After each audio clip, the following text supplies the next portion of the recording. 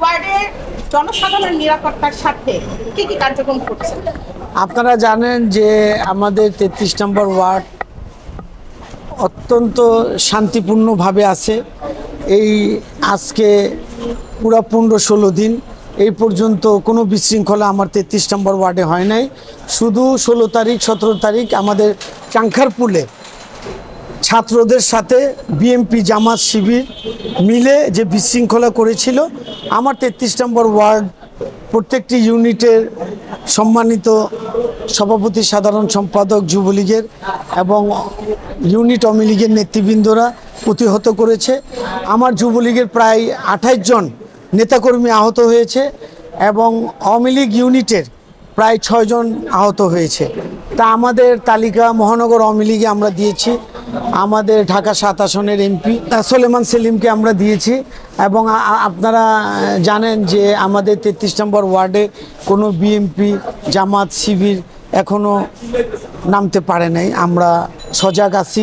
আমাদের যে সাংগঠনিক যুবলীগ আওয়ামী লীগের নেতৃবৃন্দরা সজাগ আছে। যার যার এলাকায় আমরা সংগঠনের যারা নেতৃবৃন্দরা আছি তারাই পাহারা দিচ্ছি যে আমাদের স্থানীয় বাসিন্দাদের উপরে যাতে কোনো জ্বালাও পোড়াও হামলা করতে না পারে এবং বিশৃঙ্খলা করতে না পারে। আমরা প্রত্যেকটা নেতাকর্মী সজাগ আছি।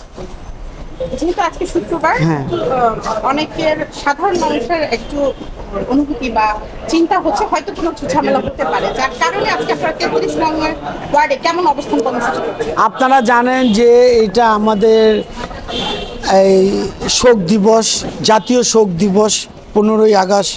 এই দিনে আমাদের বঙ্গবন্ধু সহ পরিবারকে হত্যা করা হয়েছে। আমাদের ঢাকা দক্ষিণ সিটি কর্পোরেশনের মাননীয় মেয়র, ওনার পরিবারকেও হত্যা করা হয়েছে।